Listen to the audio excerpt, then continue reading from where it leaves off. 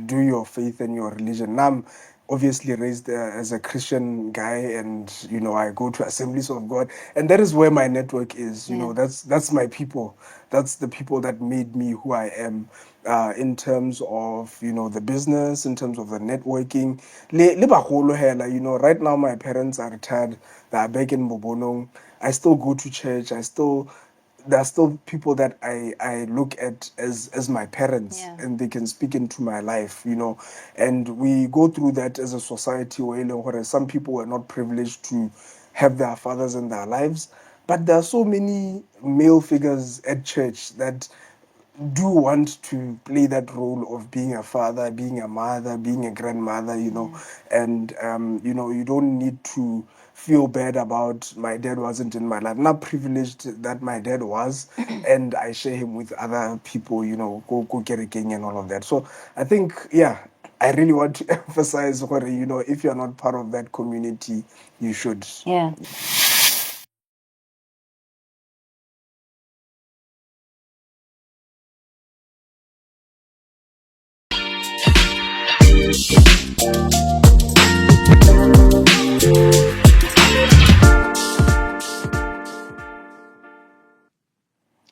Welcome to Moving Humanity Forward. Today we have definitely got a game changer, a trendsetter, a dreamer.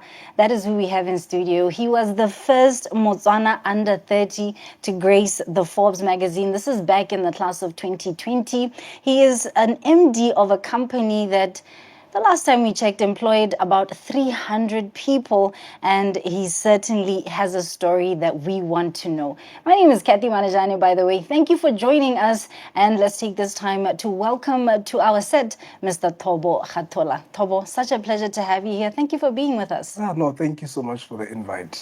You know what? There's so much that I want us to cover. I think let's start just by looking at your journey a little bit, because you studied, and I believe you actually studied in South Africa, and then you came back home and unemployment happened.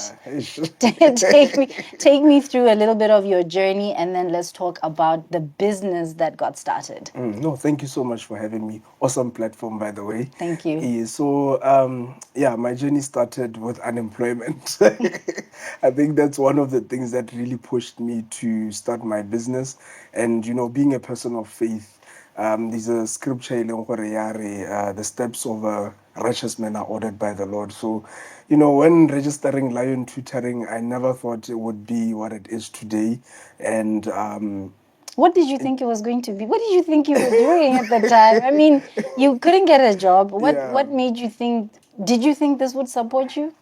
Yeah, well, this was something I thought at the time I would do Tiro, because I went to study actuarial science at the University of Pretoria, and I ended up graduating in economics. So my idea from graduating was I will get a job at a bank or a financial institution somewhere.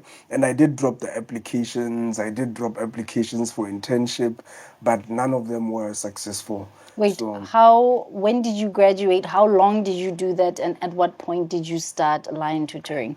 Okay, so I registered Lion Tutoring in South Africa when I was a student. Okay. So this was in 2014, a year before I graduated. So really, I graduated. I never really thought about I had registered a company in South Africa. It's just one of the things that we just did as students, to say, let me register a business. So first track, when I came back, I graduated, applied for employment, and I really got frustrated that I was staying home with my parents, and I wasn't getting a job. So I was like, you know what, let me start tutoring some students at church. So people were like, Thobo is good at maths, Thobo blindable mathsing, so that's one of the things that a lot of parents started to book me to come and tutor their kids at home. Yeah. So the more I did that, I was like, you know what, maybe let's register a business. So I did register it as a business because most people like invoice me. Then I'm like, invoice, I'm not, it's not a company, send me your banking details. So I think all of those things really pushed me to really make it formal. And word got out really fast when kids started to pass, the mid-year exams, the end of month tests. So I got more bookings, and then that got me to hire more people because people wanted subjects like French that I've never done, accounting, history, So I started recruiting one by one, and today we are 300 and Wow. more. And more. Yeah, We're going to talk about the branching out. And I just want to say this feels like a very full circle moment Yeah. because the producer on the show today was working with me in 2016, I believe. And he got me a gig to MC where Vusi Thembekwayo was the main speaker. I don't know if you were one of the panelists on the day or if you were just I in the was on the audience. audience. Yeah. And I wasn't big remember, at the time. I remember at the time, and I remember seeing your branding, but I also remember your questions, and you were talking about scaling up. That was something that, as when you talk SMME in the formal space, entrepreneur, Yeah. that's something you want to do. So I remember even afterwards you going up to him. What are the chances as we fast forwarded to now, what is your relationship with Vusi? Yeah, Are you his Vusi, relative? such a nice guy. So yeah, like you're saying, I met Vusi the first time when I was with you. You were emceeing the event. He was a speaker, and I was only operating the business only for a year at the time. Okay. So he was talking about scaling, or how do you scale your business to other markets, etc. So fast track, I made the Forbes list. I got to meet him again, and now he's my mentor officially. And we do have one-on-one meetings where we just need to go center at his office, and you'd really dissect our numbers, our business, how we can improve here and there. And yeah, he's such a big brother. Yeah. Wow. So I think back then, having entrepreneurs like him, Ghana, most of us were doing this first generation entrepreneurship, and to have somebody who has worked the journey and is able to advise you to say, I did this mistake. And that's the good thing about being mentored by Vusi. He never just shows you the good, he shows you the ugly. He's not sugarcoating Yeah, he anything. doesn't sugarcoat. He'll show you the ugly to say, I did this mistake, Don't do and it. please don't do this kind of mistake. Or if you are walking down this path, be cognizant of A, B, C, D, or Oscar well into the same problem that I did. So yeah, it's a full circle moment, like you say. I definitely want to talk about scaling up and all of that. But let's come back to the basics of how it all started, because you said one of the first things you graduated in economics, but you were Yes. studying actuarial science. Yes, yeah. And Yaka Nubua, everybody's like, oh, you're good in maths, you're good in maths. I want to know the process of how you first started scaling up, and then I wanted to talk about how you've expanded since then. Yeah. So I think just to take you a little bit behind, the one thing that I'm really thank God for was I got a job as a tutor at the university. Okay. Yeah. So I think that is where the experience really started. And those Afrikaans universities, they make sure that they really teach us, they groom us. We attend workshops. They really put a lot into us perfecting our tutoring skill. Okay. So yeah, I got the skill from there. And once I graduated, obviously having seen the gap, I think I sort of ran it the same way that they run it in South Africa, which was different because they deploy tutors to students' homes, of which when I came into the market, even now, there are not many tutoring companies in Botswana that have that kind of capability. Yeah, in terms of To your house. resources. Yes, Yeah. in terms of human resources and the logistics. So having sort of cracked that code, we're able to have an upper hand on our competitors. Yeah, so that's basically how I don't know if I'm answering your question, but I think you are, but we'll come back to it. And I want to, because I was actually going to say you never actually held a job down. And I think this, every time we've spoken about entrepreneurship, has been one of the things to say, but how do you get in there with no working capital to start off with. So these are some of the barriers that a lot of entrepreneurs have when they think about starting a business. I definitely want you to get into that with us in just a bit. Don't you go anywhere. This is Moving Humanity Forward, and you find us on LinkedIn as well as on TikTok by just typing Moving Humanity Forward podcast. And then on Facebook, just type MHF podcast and check out this conversation. Don't touch that.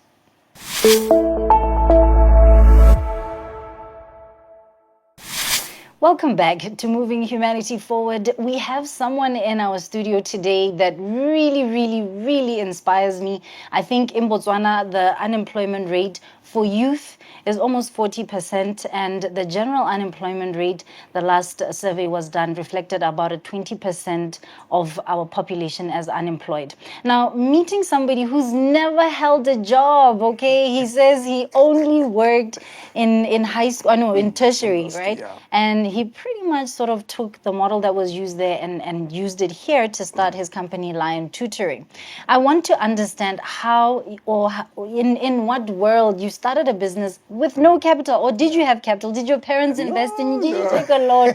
Tell us the secret behind it. Yeah, I didn't have capital, no startup capital. So I'm the first of three kids. So at the time when I graduated, my two siblings were still schooling. So Tota, I didn't have any capital, and I didn't even expect my parents to, Give pop you out any, money yeah. because my siblings are still in school. So we end up having to bootstrap, Okay. So you do a job, you get paid, you use that money to do the next thing, and you just do that over and over and over again. Tell me practically what that looked like. You started off with tutoring, right? Yes, yeah. Are you starting off going to the client? Are you Yes. doing it via Wi-Fi, which maybe you have at home? Like, what was the logistics? So basically, at my church, we had obviously these meetings where I'll be like, you know what, I'm available if any of your child wants a tutor. Okay. And obviously, somebody will call me and say, are you able to come on this day and this day, Kulaping? So the good thing is, I bought a car, a Honda Balade. 1994 model when I Okay. was still at school, South Africa. So Okay, so your the money stipend. the money I used to get at my jobs that side. I worked as a driver at the university. I worked as a sales agent. I get loyalty cards Okay. for restaurants, and it was only on commission. Then I also worked as a tutor at the university. So those three jobs, I could be able to get, boma 3,000 to 4,000 rands a month, and I saved up to buy a car. In fact, I talked to one of my clients, gave me an advance, and I could be able to buy a car. So that car is the same one that I got when I came back home, and that was my office, everything, So when a client would tell me, "Hore, come to Pakalani twice a week for my child," I'd be able to drive myself there and have the lesson. Then obviously I paid them, I asked for payment in advance. And that money is the one that I used for other things like your marketing, print out flyers, stand at the robots. So I literally stood at the robots, distributed the flyers, and that got me more customers. So give me a timeline. 2015, 15, yeah. that's when you started. Yes. Okay, so you graduated 2014. Yes. 2015, a year later, you're like, okay, something, I'll get the job, but let me do this for now. Because, when you are coming from South Africa, you are like, so when I had a school in December 2014, I came back January 2015. My graduation was April 2015. So even January, February, that's when I started. I started doing the tutoring, and by the end of February, the 23rd of February, and this year was our 10-year anniversary. Wow. Yes. Wow. So the 23rd of February, I had been taking students, but I registered it officially to say this is Lion Tutoring. And then, that's... Talk to me about scaling up, because I want to understand. I mean, most entrepreneurships start where you're the driver, the messenger, the labor, the manager, the MD, the CEO, Yeah. the founder. All in one, And you right? should be when you are starting. So how long were you all in one? When did you start bringing people on board? You mentioned the fact that people started wanting French and other topics and Yes. subjects that you were not able to do. What was the process for you? And then let's talk BQA, because our qualifications authority in Yeah. Botswana, we hear the stories. We hear the stories about how difficult it is to get that certification from them. So Yeah. take me through that. Yeah, so I did everything because you are employee number one. You don't have money to pay other people. Yeah. So, like, literally printing out flyers. So, in the morning, how my day used to look, because I was tutoring students which go to school in the mornings and come. So, in the mornings, I'd be making follow up calls to the parents to say, Okay. hi, you got a quotation? Are you interested? And what can you pay? And I come to your house. So that was basically it. Then lunchtime, the kids are coming from school. I would have a day kids, or I'm going to tutor this child, and tutor this child, and tutor this child.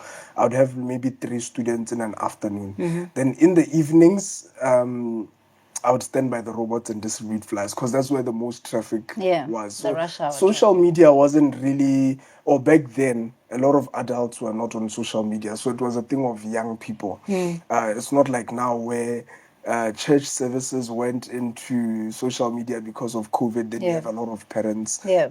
going on to social media. So back then it was just the flyers. So I'd stand by the robots around Boma 6 p.m., distribute the Are you flyers doing this by myself. yourself? Do By you myself. recruit your friends? Are you No, no, no, no, no. your You don't have sister, your money. brother? You don't have money. And some of the time, they would even call while I'm doing that. So I would have a headphone from my Yeah. phone. It's an amwetse being. So I call it and I would just stand at a safe space, answer, and then talk to the person. I say, when I get home, I'll send you the quotations, yada, yada, yada. After the call, back to the robots, distribute the flyers. My Itzibua, like when around 8 o'clock, 9 o'clock, go back to my house and then start sending the quotations and doing follow ups again. So that was just my day, How every long was single that day. your life for? That was for 2 months because after 2 months, I started getting fully booked, meaning even the subjects that I could tutor, You needed help. I could only do so much in a day. So I started recruiting students from UB to Okay. help also with the flyer distribution, to help also with the tutoring, because some of them were doing Bachelor of Education. So I could recruit some of them and pay them reasonable wages. And then, yeah, just deploy those guys. So very soon I got to a point where I wasn't tutoring anymore and I was just doing the administration. So doing the collections, doing the payments to the tutors, and then at that gracious point I now started to hire my own premises. So for the How first many 3 or months is 4 the months I was just working from the boot of my car. And then after that 3 to 4 months, when we could start now having an office, I found a place called Extension 4. That was our first office. And we made that into an office. And I lived in the back. So there was a back room that I stayed, and then the office was by the front. Yeah.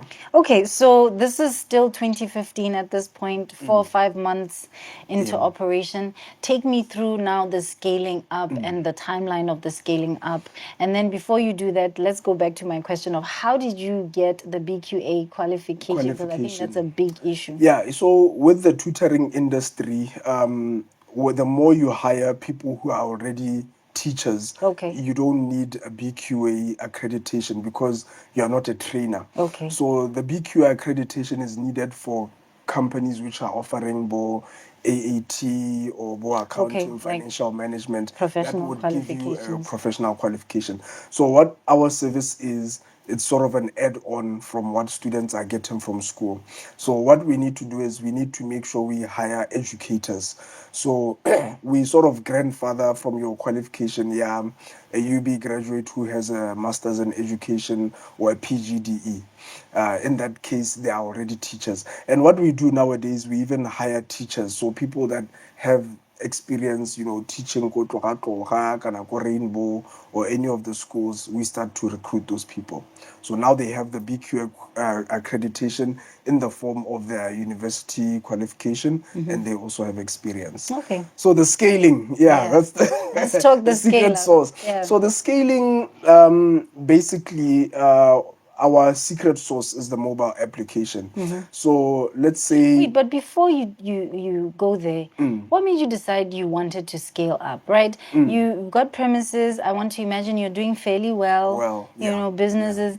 Someone else could have just, this is cool. I can run this for the next 20 years. It's some money at the end of the month. It's a stability of some sort, plus minus. I think that's the entrepreneurial drive. You want more. Okay. And, the moment, like in your business, you stop desiring for more, that is where other people are going to now start taking a piece of your cake. So with us, we started wanting more in the sense of making our service better for the students we already have, but even allowing more students to, hop on and get a tutor. And, the pain point is hearing the stories where a student is frustrated because they've got this one tutor, not having a student have options.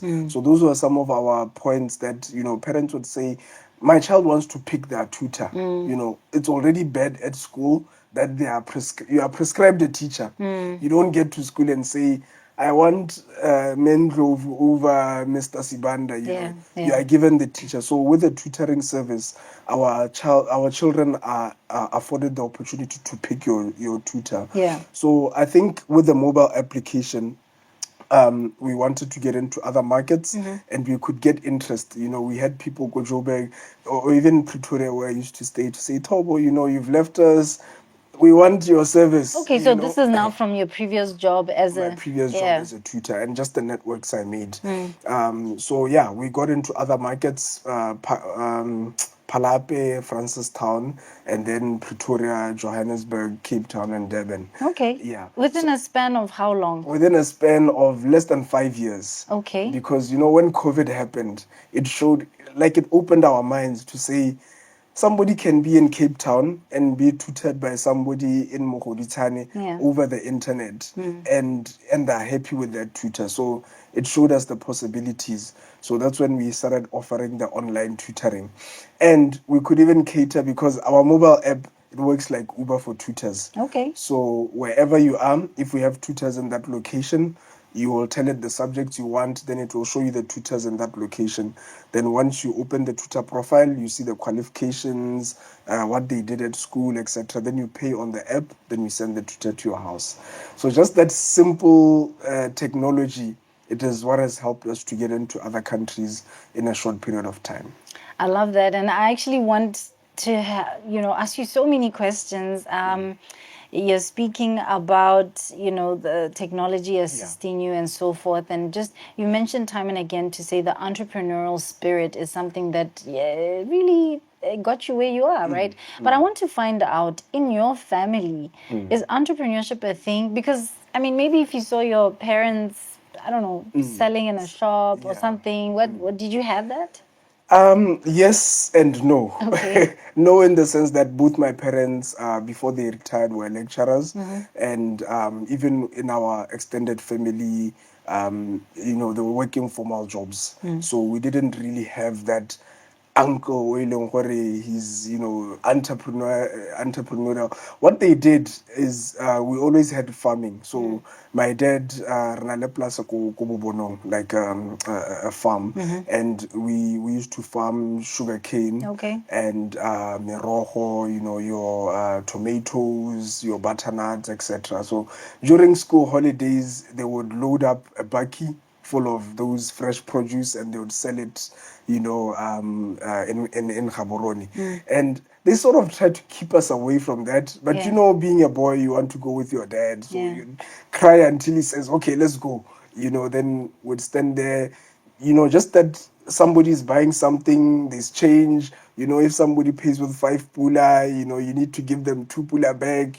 Just that, entrepreneurial exposure. I think it's a seed that was planted but without them knowing and without them wanting, because they didn't want And us to I suffer. asked that because I think a lot of the time they were there was sort of a shame, if I can call it that, Yes. of, oh no, I can't be the one selling. You know, that I think that we had that in our mindset because just white collar jobs with that was it. You were made, right? And Yes. if you were anything else, it just we looked down on you. But now, of course, in hindsight, I think that was brilliant because it kept you on your toes, It's a right? seed. It's a So seed. I want to touch base on how this actuarial scientist, economist, turned into an entrepreneur who is a tutor. I mean, it comes from the family, but we'll talk more on that. Stay with us. This is Moving Humanity Forward.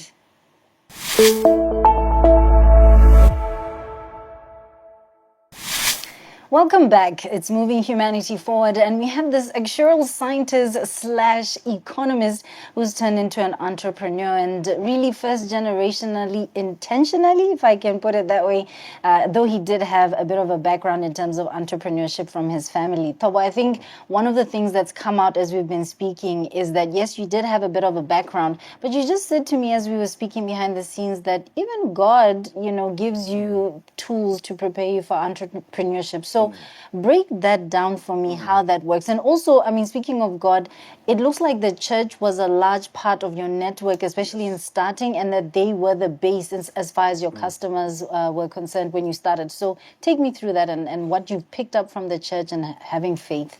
Yeah, the one thing I can say is business is spiritual.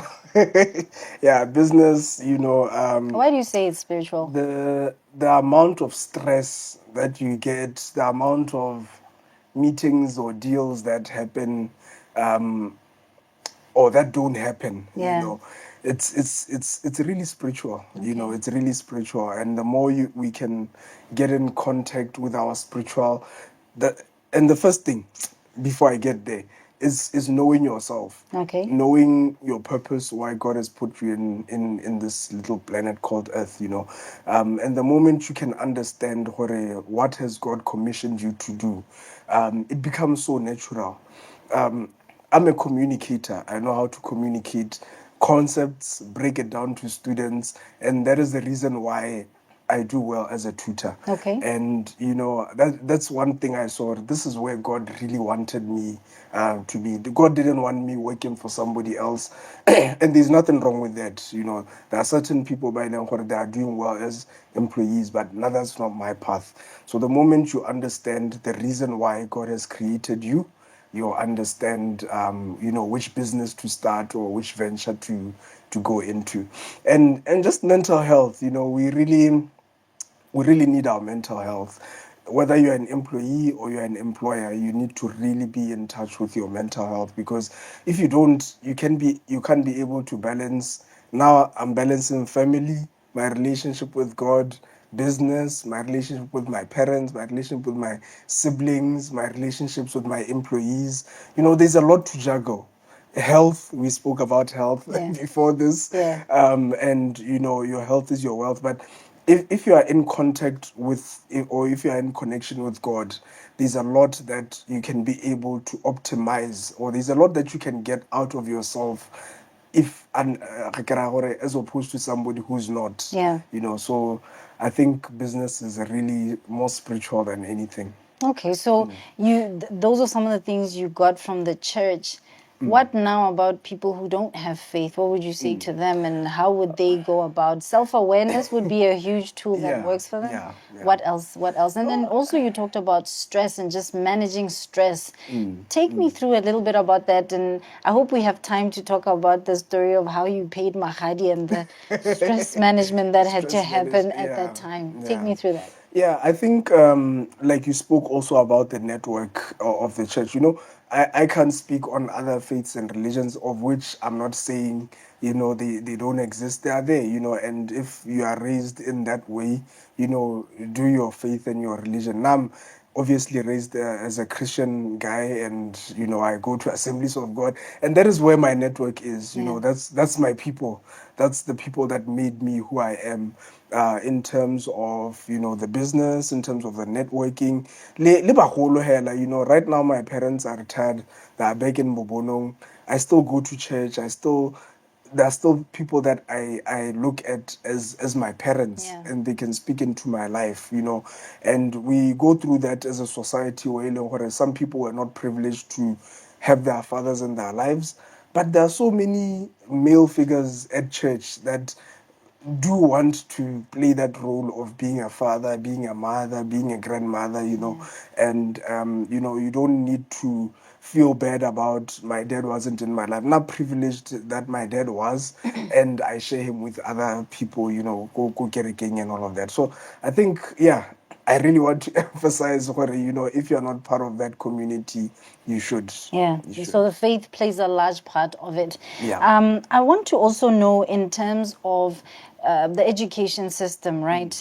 It's a perception I have. I think maybe you can clarify it for me that government schools versus private schools, in terms of uptake, it's higher in private schools versus government. Is that a reality? And if so, why do you think that's the It's case? not a perception, it's a reality. Okay. Students in government schools are not doing as well as students in private schools. First thing you talk about, Cathy, is the student to teacher ratio. In private schools, it goes as low as about 20 students, sometimes even less than to one teacher. So and these teachers, mind you, ke Botswana, they were trained in similar institutions. It's not like the one teacher has anything special, or the teachers in private schools have anything special. And most of the time they're paid pretty much the same wages, but it all boils down to those nuances. Student to teacher ratios that go as high as 50:1 in government schools. Sure. You talk about resources in private schools. There are certain resources that the students in private schools they have. You talk about internet, of which nowadays it's been introduced in schools. Yeah. You talk about computers, even desks. There are students that unfortunately have to share desks. There are students where only the teacher has a textbook in government schools. Then how does the student go and study for the next upcoming test if they don't have a textbook? So those are some of the nuances that you look at, and you look at the pass rates. What are the pass rate in government schools? Okay, let's not look at the pass rate. Let's look at how many students are going to university. And where they're coming from. Yes, right now, out of 36,000 students this year, only 10%, or just a little bit above 10%, will make it to university. What is going to happen to those other 32,000 students? Some of them, yes, their parents will have enough money to sponsor them to brigades or to other institutions which don't have as a high cutoff point as our University of Botswana, our Limpopo, or the big universities, BAC, etc. Yeah. But most of them are going to be found in the streets. Most of them are going to be found without purpose. They're going to revert to things like crime, etc. So, it's a reality that we are living in. You look at private schools, their pass rates go as high as 80%, and these are credit pass, so ABC. So even students with D's and E's, they have passed, but it's rare that you'll get them in private schools. Yeah. Private schools usually get them in that top tier. So, to parents watching this, spend now. If your child is in a government school, you can still get them a tutor. Yeah. And it's usually not even that pricey. At least so that they can be able to achieve their academic goals, get admission to university. Then you sit back. So most of us, we want to cut costs now and say, I don't want to afford my child a tutor. But you don't know, now the second year, now they're going to rewrite, it's going to be more costs, and it's going to frustrate the student. Okay, so I want to branch this off in two ways. To first of all find out about qualifications in terms of the teachers you are bringing on board. How do you know? Because hey, the times we're living in, we can fake anything, and I can be a doctor and everything. Yeah, especially in South Africa. We do have operations in South Africa. So what we do is we partner with HR agencies, which they have applications where they check criminal records. So you find somebody has an authentic degree, but they have a criminal record. We don't want to send that person to your house. Yeah. And also what they do, they also verify your university qualifications. So if you say you have a master's from the University of South Africa, they'll take that degree or that master's, and then they'll check if it's authentic. Then we'll get a report to say this is an authenticity report from this platform that we are using. And we now, with the advent of GBV and rape, we saw the protests that are happening in South Africa. We are even calling for governments to release those sexual offenders Registries, yes. registry, so that we can see what if somebody 10 years back was accused of rape and was convicted. Isn't that the same person we are going to put into a school just because they have a master's of education? So we really are calling for governments in all countries to really release those in real time, so that we can see who is it that we are not going to work with, even in the public education sector. So you're not going to work with people who have been listed on No. That's a huge red flag for us. In South Africa, even our recruitment is as advanced that even if you have a pending case, we don't prefer to work with you. There are some people that they don't have a criminal record. So if you go to SAPS or Botswana police, you'll find that they don't have a criminal record, but because they have it's 3 still pending cases of rape, or 3 pending cases of whatever the case may be. In South Africa, the systems are so advanced that you can pick up those pending cases, and then we exclude those kind of people. I want to know about partnering, because now if you're talking about how it's not so good in government schools, have you not thought about working with the Ministry of Education? Because this has been a call for at least the past decade, where the results get worse and worse and worse every year. And I want to believe with your help that could be reversed. Yeah, if they're watching this podcast, they should subscribe, click the bell icon, and call Lion Tutoring. Yeah, well, we are open to working with them. But I mean, look, if have you worked with them before? Yes, before we have the Ministry of Education, both here in South Africa. We've been deployed to certain schools to help them to catch up the students for the exams. Give me some testimonials. We've worked with Mogoditsane Primary School, but that was sponsored by FNB Foundation. Wait, so what do they sponsor? They sponsor your time? Yes. So they would adopt a school, essence. Yeah. So they would say, Lion Tutoring, what's your invoice to deploy maybe 20 tutors to take care of these 200 or 300 students, maths, English, and science. And we would have KPIs to say, if the school is performing at below 50%, our target is to get them above 75%. And we actually have done that with Taung CJSS. Where they give us a clear target to say our students are getting 49% credit pass. We want to take it up beyond 70%. I like it. And when the results come out, at Ramos, hey, can I hear from? I live for that punchline. It'll come. So yeah, we've done that. We've done Philip Moshotle, but Philip Moshotle, the primary school, the parents were paying. Okay. So we were brought and would say the parents are paying, invoice us for that, then would be deployed to that school. So there are so many instances where we've worked with government schools. We've worked with SOS. We've worked with Childline before. So we are open to working with and collaborating, because Tota Botswana, we have to do our social responsibility. But even us, where we need to mobilize, we need to be mobilized. I like that. Now, I want to talk a little bit now about competition, because we've seen there's a mushrooming. In fact, let me not say a mushrooming of this business. What I have realized, especially in Botswana, when we see somebody doing well in entrepreneurship, we don't say, oh, this woman is selling tomatoes. Let me come and sell onion and green pepper. Yes. We say, oh, she's selling tomatoes.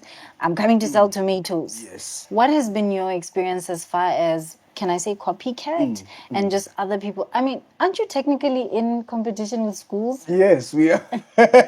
We are. But the thing is, like you are saying, it's the same thing of not being able to collaborate. We all sell maguinya at the same. No one thinks, can I sell fresh chips? drink juice, whatever the case may be. So that is unfortunately where we find ourselves. But remember, we are entrepreneurs. So entrepreneurs have to look at, there are so many people entering into the market. How can I differentiate my service from the rest? So like you're saying, there's been a lot of mushrooming of tutoring companies, and that's fine. They also want to You're not worried about competition? Nah, we don't worry about competition. We worry about the customer. Okay. What does the customer want? And the more you can be more customer obsessed than competition obsessed, then we actually on top of, the game. So remember with us, the one point that customers would say I want to have my tutor come to my house. Yeah. Most of our competitors, if not 90%, they still have the student going to their centers. We also have that for certain packages, but most of our packages, we go to the student's home. Then the other question that the students would say is like, I want to pick my tutor. Okay. So that's why we launched the mobile app to say, here's the mobile app, see the 10 tutors in your location, then you can pick the one that you want based on, sometimes it's smaller things like gender. Somebody will say, I want a female tutor to come tutor my daughter. Whatever the case may be, they're not comfortable in having that conversation over the phone. But if you give them the application, they're able to pick that tutor on the application. Yeah. So be more customer centric. Focus, yeah. Yeah. Okay, so then we're going to need to bring in the issue of the wife, because I think she played a large role in all of this. Yeah. The timeline so far is that 2014 December you finished school, 2015 you started the business around February, Yeah. 2017 I got you're married. now, Yeah. when do you expand to South Africa? I expanded to South Africa in 2017. Okay. Same year we got married. Okay, so Yeah. take me through the timeline. So 2015 you started the business. Yeah. I want to imagine this is around the time you met the wife. Yes, Okay. yeah, my sweetheart. Korata, if you're watching this. Yeah, I met her in 20 end of 2015, 2016. And yeah, it was love at first sight for me. And, the good thing is, we go to the same church. So even when we met, she was going to the same church, and a lot of our values were similar. It was just here and there, just a bit of differences like any other person. But, we took the decision to get married in 2017. So, like, she's played a huge role in Lion Tutoring. Like, even before we got married, I actually brought her to work in the business. Headhunted your I wife. headhunted her. Like, how much are they paying you at work? X amount, we'll put something on top of that. And she came in. She worked as admin. So I did a lot of tutoring at the time, but she stayed at the office, doing a lot of admin, checking that clients are happy, receiving payments and all of that, So yeah, that's basically how things worked. And as we were recruiting more people, it was easy because we were training them as to lay off more of our core functions. So if maybe we need somebody to take care of the students, would hire somebody and would train them to say, this is how you take care of the students, this is how you take care of the customer service, etc., etc. Yeah. I want to get into more detail at some point. Maybe not now. Yeah. We'll see. We'll invite her to the podcast. Because you told me that you met at a funeral, and you're the third couple I've heard of who met at. I'm like, should I start attending funerals? But we'll talk about that at some other point. I just also, before we let go of the wife story, do you work well together? And how does that Yes. work? Because I've always had this doubt or trepidation to say, if you work with your partner, Yeah. what happens when you fight at home? What It happens comes at to work. work? So how do you work it? Okay, the time we were actively working together at the office, we have two different personalities. So I'm more of choleric personality, driving. I don't care about people's emotions. She's the opposite. She doesn't care about, results and time. She takes her time, but she's more on the emotion, people-centered. So I think those strengths, the moment we saw that her strengths, her weaknesses are not really weaknesses, they are my strengths, we become a better team. And the moment, at first we used to fight a lot because now it'd be like time, hey, let's go, bam, bam, bam. And then she's like, relax, and most of the time I wasn't really paying attention to how I made people feel, customers, employees, but she would be the one to read those kind of nuances. So I think we've played our strengths to each other, and we know where to take work home, and to be a family, be a couple, and be colleagues at work. Yeah, I definitely want to explore this more. You have children now? We have 2 beautiful girls, yes. Yeah, no, I definitely want to explore the work-life family balance, because I think you mentioned earlier you now have so many relationships. Yes. I want to talk a little bit about that at some point. Now, let's move back to this timeline. 2017, you got married, you started expanding. I want to know how much support you got in terms of exporting your service, right? Because in Botswana, we've been talking about having our economy be export-led, especially Yes. private sector grown, export-led.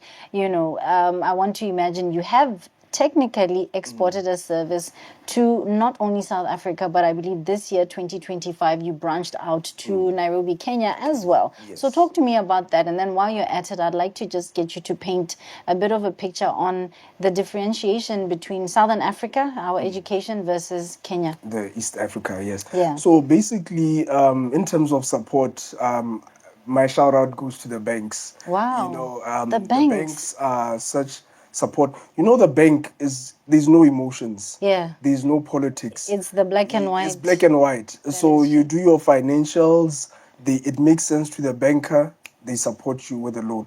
The only problem with a loan facility is it's not for entrepreneurs, because month one is due. You have to start paying back. They the don't loan. care So that you need it's time. equity. Yes, it's not patient capital like equity. So unfortunately, there's not support in terms of the financial institutions that are supposed to be supporting entrepreneurs. Well, personally, I haven't really benefited anything from them, but Did you try?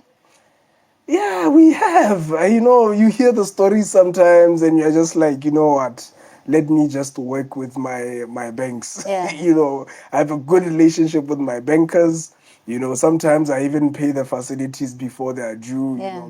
So unfortunately, Ella, that's how the ecosystem is, and you hear the stories. They are resources. Yeah, so you didn't try. You heard the story and you're like, You no, hear the I'm story not trying and to you're have like, my I'm not idea. trying to. Yes, I tried once or twice, early stages of the business, but we'll see. Hopefully, with this new dispensation, things will get better. And you talk about the exporting.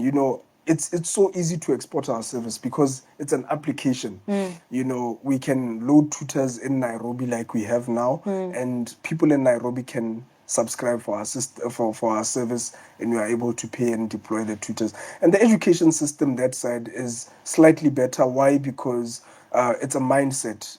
Kenyans really love education. Yeah. A Kenyan would literally sell everything to take their child to the most premium school and have nothing.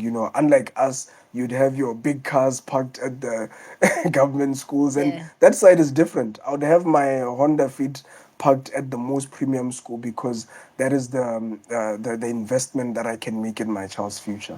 I know I'm out of time, but I cannot let this conversation end without speaking. I know I'm name dropping at this point. Yeah. You did speak about Vusi Thembekwayo and the Yes. work that you do with him.